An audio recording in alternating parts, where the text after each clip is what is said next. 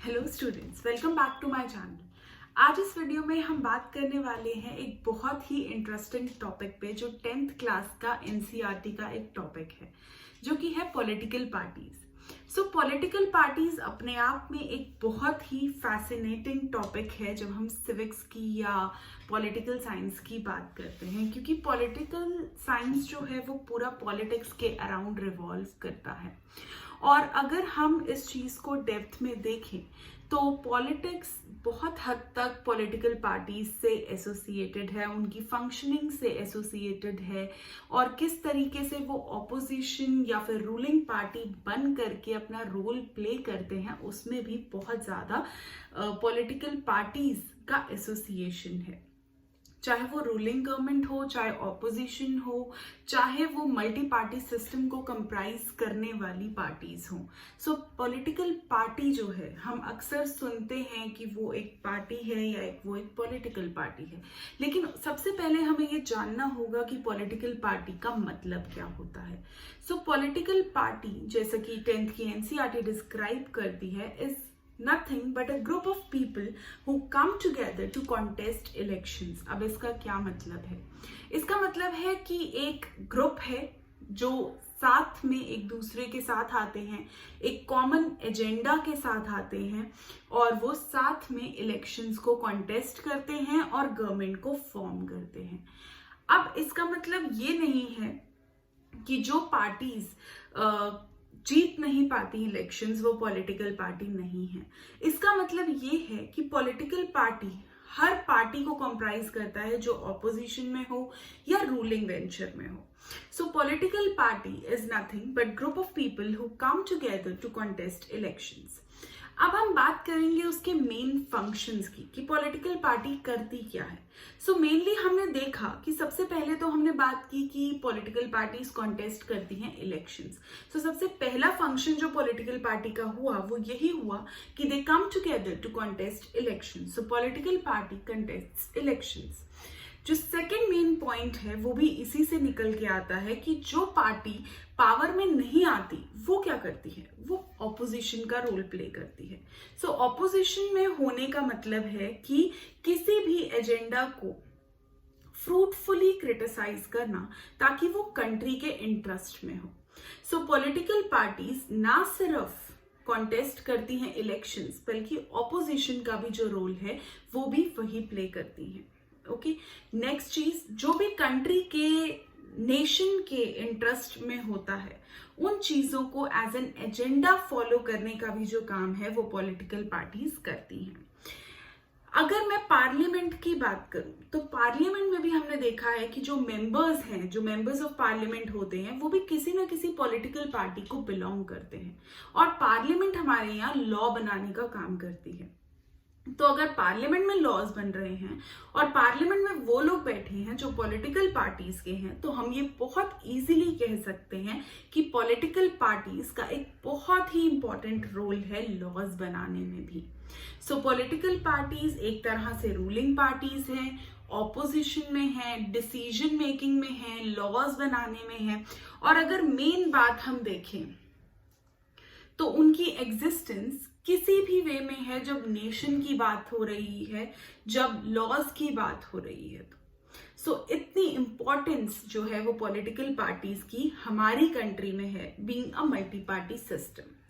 अब अगर मैं पार्टी सिस्टम्स की बात करूं, उनको डिफाइन करूं, तो there are 3 types of party systems. One is single party system, next is bi party और 2 party system, and next is multi party system. So जैसा कि नाम बता रहा है, 1 पार्टी सिस्टम वो पार्टी सिस्टम होता है जहां पर सिर्फ एक ही पार्टी एग्जिस्ट करती है। फॉर एग्जांपल चाइना, जहां पर सिर्फ कम्युनिस्ट पार्टी ऑफ चाइना ही एग्जिस्ट करती है। There is no other party to provide competition to that single existing party. Bi party system, जैसा कि नाम ही बता रहा है, 2 पॉलिटिकल पार्टीज हैं। अब क्योंकि 2 पॉलिटिकल पार्टीज हैं तो थोड़ा बहुत कंपटीशन जो है वो उनके बीच में बना रहता है, बट एक पार्टी हमेशा जो है वो कंट्री की फेवरेट रहती है। और अगर मैं मल्टी पार्टी सिस्टम की बात करूं तो इंडिया जो है वो क्लियर एग्जाम्पल है, जहां पर हम देखते हैं कि बहुत सारी पार्टीज एग्जिस्ट करती हैं, बीजेपी, कांग्रेस, आम आदमी party, Bahujan Samaj party, Samajwadi party, CPI, CPIM, सो बहुत सारी पार्टीज जो हैं वो एग्जिस्ट करती हैं with in the Indian territory. So India जो है एक मल्टी पार्टी सिस्टम है। सो जहां पर भी एक सिंगल पार्टी एग्जिस्ट करती है और कॉन्टेस्ट करती है इलेक्शंस और गवर्नमेंट फॉर्म करती है, that is a single party system. जहां पर दो पार्टीज होती हैं, कंपटीशन लड़ते हैं वो इलेक्शंस का नेचुरली, क्योंकि पहले सिंगल में तो कंपटीशन हो ही नहीं सकता। बाय पार्टी में जब वो कंपटीशन लड़ते हैं और एक दूसरे से कंपीट करके कोई एक पावर में आता है और एक ऑपोजिशन में बैठता है, उसे बाय पार्टी सिस्टम कहते हैं। और मल्टी पार्टी सिस्टम वो सिस्टम होता है जहां पर बहुत सारी पॉलिटिकल पार्टीज एग्जिस्ट करती हैं और वो सभी कंपीट करती हैं आपस में, और एक जो है वो रूलिंग पार्टी बनती है और बाकी सभी पार्टीज जो है वो ऑपोजिशन पार्टी बनती हैं। अब कुछ पार्टीज का भी टाइप होता है, जैसे national party, state party. So national party obviously एक बड़ी पार्टी होती है जिसकी लेजिस्लेचर में ज्यादा सीट्स होती हैं, और स्टेट पार्टी वो पार्टी होती है जिसकी लेजिस्लेचर में बहुत कम सीट्स होती हैं।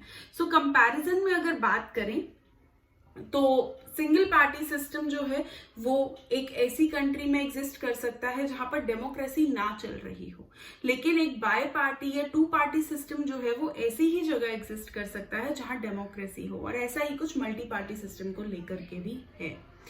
अब जहां पर मैं ये इलेक्शंस की बात कर रही हूँ कि इलेक्शंस बहुत इंपॉर्टेंट हैं और पॉलिटिकल पार्टीज का एक बहुत ही इंपॉर्टेंट रोल है जब हम इलेक्शंस की बात कर रहे हैं। सो इलेक्शंस जो है उनको कंडक्ट कौन कराता है? नेचुरली इसको कंडक्ट कराने के लिए भी हमारे पास एक कमीशन प्रेजेंट है जिसको कि इलेक्शन कमीशन ऑफ इंडिया कहते हैं। सो इलेक्शन कमीशन ऑफ इंडिया क्या करता है? इलेक्शन कमीशन ऑफ इंडिया जो है वो एक तरह से इलेक्शंस को कंडक्ट कराता है सक्सेसफुली, पीसफुली, और जिसने भी पावर होल्ड की होती है उसको पावर्स देता है बाय काउंटिंग। तो सबसे पहले वो इलेक्टोरल कॉन्स्टिट्यूएंसीज को सेलेक्ट करते हैं, फिर वहां से कैंडिडेट्स देखते हैं, फिर जो कैंपेनिंग वाला काम होता है वो कराते हैं, फाइनली वहां पर वोटिंग होती है और लास्ट में काउंटिंग ऑफ वोट्स होता है। तो ये सारा काम जो है वो इलेक्शन कमीशन करता है, which has various state commissioners and central commissioners. ठीक है, सो उसके अंडर भी जो है स्टेट कमिश्नर्स भी होते हैं और सेंट्रल अथॉरिटेटिव कमिश्नर भी होता है। सो इलेक्शन कमीशन अपने आप में एक बहुत ही बड़ा और इंडिपेंडेंट बॉडी है अगर मैं इंडिया की बात करूं। और इंडिया में हमने देखा है कि बहुत सारी पार्टीज भी एग्जिस्ट करती हैं मल्टी पार्टी सिस्टम होने की वजह से। सो नेशनल पार्टी वो पार्टी होती है जिसकी प्रेजेंस 4 से ज्यादा स्टेट्स में हो, ठीक है, that is a national party. और स्टेट पार्टी जो एटलीस्ट 2 सीट्स जीत चुकी हो लेजिस्लेटिव असेंबली में, वो स्टेट पार्टी है। ठीक है, सो अब हम डिस्टिंक्शन जानते हैं एक रूलिंग पार्टी, एक ऑपोजिशन पार्टी के बारे में। पार्टी होती क्या है पॉलिटिकल पार्टी ये जानते हैं, कितने टाइप के पार्टी सिस्टम्स होते हैं ये जानते हैं, स्टेट और नेशनल पार्टी के बीच का डिफरेंस जानते हैं, इलेक्शंस कौन कंडक्ट करता है ये जानते हैं, इलेक्शन कमीशन, और उसके जो अलग अलग कमिश्नर्स होते हैं उनको भी हम जानते हैं। इन सब की सुपरविजन करने वाला होता है चीफ इलेक्शन कमिश्नर। अब आपकी एनसीईआरटी जो है वो कई सारी पॉलिटिकल पार्टीज को डिस्कस करती है, जैसे इंडियन नेशनल कांग्रेस जो 1885 में फॉर्म हुई, उसका जो मेन एजेंडा था वो सोशलिज्म था उस टाइम पर।